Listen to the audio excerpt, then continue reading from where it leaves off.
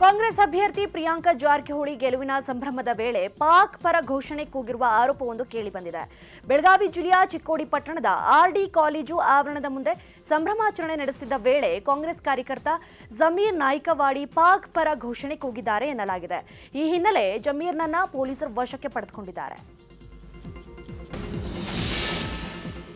ಹಾಸನ ಕ್ಷೇತ್ರದ ಕಾಂಗ್ರೆಸ್ ಅಭ್ಯರ್ಥಿ ಶ್ರೇಯಸ್ ಪಟೇಲ್ ಭರ್ಜರಿ ಗೆಲುವನ್ನು ದಾಖಲಿಸಿದ್ದು ಕಾಂಗ್ರೆಸ್ ಕಾರ್ಯಕರ್ತರು ಸಂಭ್ರಮದಲ್ಲಿ ಮುಳುಗಿದ್ರೆ ಬಿಜೆಪಿ ಜೆಡಿಎಸ್ ಕಾರ್ಯಕರ್ತರು ವಿ ವಾಂಟ್ ಜಸ್ಟಿಸ್ ಅಂತ ಆಕ್ರೋಶ ವ್ಯಕ್ತಪಡಿಸಿದರು. ಹೊಳೆನರಸೀಪುರದ ಮಹಾತ್ಮ ಗಾಂಧಿ ವೃತ್ತದಲ್ಲಿ ಜೆಡಿಎಸ್ ಬಿಜೆಪಿ ಕಾರ್ಯಕರ್ತರು ಆಕ್ರೋಶ ಹೊರಹಾಕಿ ಪರಿಸ್ಥಿತಿ ಕೈಮೀರುವ ಹಂತಕ್ಕೆ ಹೋಗ್ತಾ ಇದ್ದಂತೆ ಸ್ಥಳಕ್ಕಾಗಮಿಸಿದ ಪೊಲೀಸರು ಎಲ್ಲರನ್ನ ಸಮಾಧಾನಪಡಿಸಿದರು.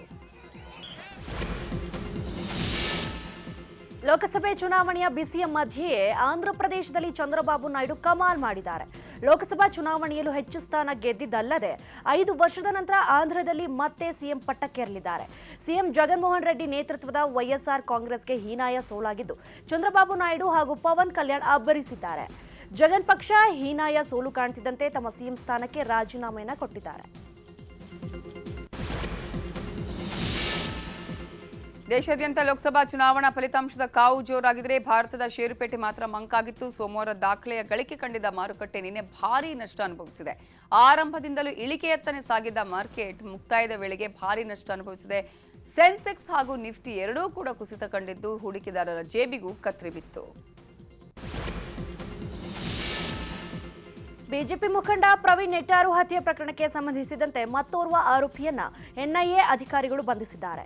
ರಿಯಾಜ್ ಯೂಸಫ್ ಹಾರಳ್ಳಿ ಬಂಧಿತ ಆರೋಪಿ ವಿದೇಶಕ್ಕೆ ಪರಾರಿಯಾಗಲು ಯತ್ನಿಸಿದ್ದಾಗ ಮುಂಬೈ ಅಂತಾರಾಷ್ಟ್ರೀಯ ವಿಮಾನ ನಿಲ್ದಾಣದಲ್ಲಿ ಅರೆಸ್ಟ್ ಮಾಡಲಾಗಿದೆ.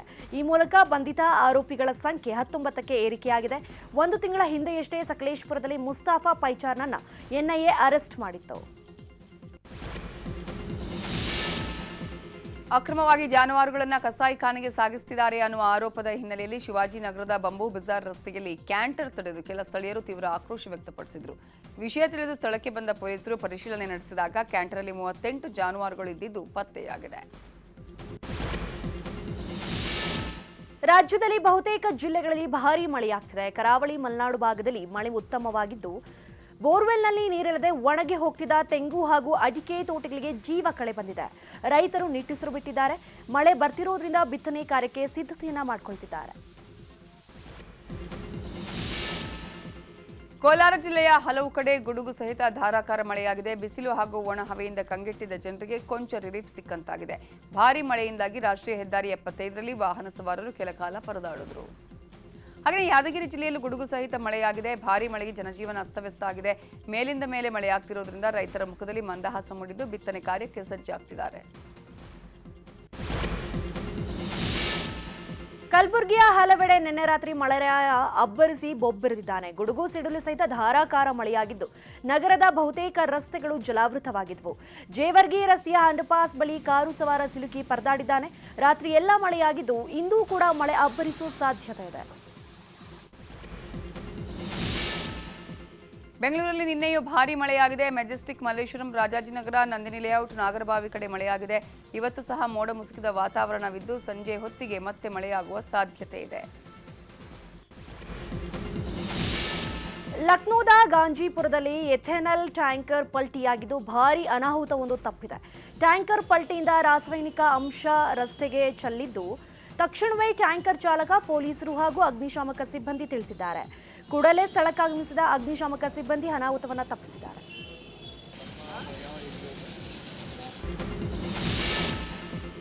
ವೈದ್ಯಕೀಯ ಕೋರ್ಸ್ಗಳ ಪ್ರವೇಶ ಪರೀಕ್ಷೆ ನೀಟ್ನ ಫಲಿತಾಂಶ ನಿನ್ನೆ ಪ್ರಕಟಗೊಂಡಿದೆ. ಬೆಳ್ತಂಗಡಿಯ ಗುರುವಾಯಿನ ಕೆರೆಯಲ್ಲಿರುವ ಎಕ್ಸೆಲ್ ಪದವಿ ಪೂರ್ವ ಕಾಲೇಜಿನ ವಿದ್ಯಾರ್ಥಿ ಪ್ರಜ್ವಲ್ HN ಉತ್ತಮ ಸಾಧನೆಯನ್ನ ಮಾಡಿದ್ದಾರೆ. 720 ಅಂಕಗಳಿಗೆ ನಡೆದ ರಾಷ್ಟ್ರೀಯ ವೈದ್ಯಕೀಯ ಪ್ರವೇಶ ಪರೀಕ್ಷೆಯಲ್ಲಿ 710 ಅಂಕ ಪಡೆದ ಪ್ರಜ್ವಲ್ ಕಾಲೇಜಿಗೆ ಕೀರ್ತಿಯನ್ನ ತಂದಿದ್ದಾರೆ.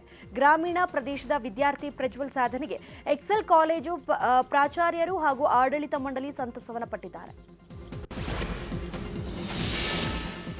ಈ ಬಾರಿ ವಿಶ್ವಕಪ್ ಎತ್ತಿ ಹಿಡಿಯೋದಕ್ಕೆ ಕನಸು ಕಾಣ್ತಿರೋ ಟೀಂ ಇಂಡಿಯಾ ಐರ್ಲೆಂಡ್ ವಿರುದ್ಧ ಮೊದಲ ಪಂದ್ಯಕ್ಕೆ ರೆಡಿಯಾಗಿದೆ. ಇವತ್ತಿನ ಪಂದ್ಯ ಗೆಲ್ಲುವ ಮೂಲಕ ಶುಭಾರಂಭ ಮಾಡೋದಕ್ಕೆ ರೋಹಿತ್ ಪಡೆ ಭರ್ಜರಿ ತಯಾರಿ ಮಾಡಿದೆ. ಈ ಬಾರಿ ಭಾರತ ತಂಡ ಟ್ರೋಫಿ ಗೆಲ್ಲುವ ಫೇವರಿಟ್ ಅನ್ನಿಸಿಕೊಂಡಿದ್ದು ಎಲ್ಲಾ ವಿಭಾಗದಲ್ಲೂ ಬಲಿಷ್ಠವಾಗಿದೆ. ಐಪಿಎಲ್ನಲ್ಲಿ ಅಮೋಘ ಪ್ರದರ್ಶನ ನೀಡಿದ ಹಲವು ಆಟಗಾರರು ಟೀಂ ಇಂಡಿಯಾದಲ್ಲಿದ್ದು ಇವತ್ತಿನ ಪಂದ್ಯಕ್ಕೆ ಮಳೆ ಆತಂಕವೂ ಕೂಡ ಹೆಚ್ಚಾಗಿದೆ. ಫ್ರೆಂಚ್ ಓಪನ್ ಟ್ರೋಫಿಯನ್ನ ತಮ್ಮಲ್ಲೇ ಉಳಿಸಿಕೊಳ್ಳೋ ಕನಸು ಕಂಡಿದ್ದ ಜೋಕೋವಿಕ್ ಕನಸು ಭಗ್ನವಾಗಿದೆ. ಮಂಡಿ ನೋವಿನ ಸಮಸ್ಯೆಯಿಂದಾಗಿ ಜೋಕೋವಿಕ್ ಟೂರ್ನಿಯಿಂದಲೇ ಹೊರಬಿದ್ದಿದ್ದಾರೆ. ಮೊನ್ನೆಯಷ್ಟೇ ಅರ್ಜೆಂಟೀನಾದ ಫ್ರಾನ್ಸಿಸ್ಕೋ ವಿರುದ್ಧ 6-1, 5-1, 3-6, 7-5, 6-3 ಸೆಟ್ಗಳ ಅಂತರದಲ್ಲಿ ರೋಚಕ ಗೆಲುವು ಸಾಧಿಸಿದರು. ಈ ವೇಳೆ ಗಾಯದ ಸಮಸ್ಯೆಯಿಂದ ಅನುಭವಿಸಿದ ಜೋಕೋವಿಕ್ ಟೂರ್ನಿಯಿಂದಲೇ ಹೊರಹೋಗಿದ್ದಾರೆ. ಕನ್ನಡಿಗರ ಮೆಚ್ಚಿನ ನಿಮ್ಮ ನ್ಯೂಸ್ 18 ಕನ್ನಡ ಈಗ ವಾಟ್ಸ್ಆಪ್ನಲ್ಲಿಯೂ ಲಭ್ಯ. ಕರ್ನಾಟಕ ಮತ್ತು ದೇಶ ವಿದೇಶದ 360 ಡಿಗ್ರಿ ಸುದ್ದಿ ವಿವರವನ್ನ ನೀವು ನಿಮ್ಮ ಕೈ ಬೆರಳುಗಳಲ್ಲಿಯೇ ಪಡೆಯೋದಿಕ್ಕೆ ಈ QR ಕೋಡ್ ಅನ್ನ ಸ್ಕ್ಯಾನ್ ಮಾಡಿ. ನಮ್ಮ ಚಾನೆಲ್ ಅನ್ನ ಫಾಲೋ ಮಾಡಿ, ನೋಟಿಫಿಕೇಶನ್ ಆನ್ ಮಾಡಿ.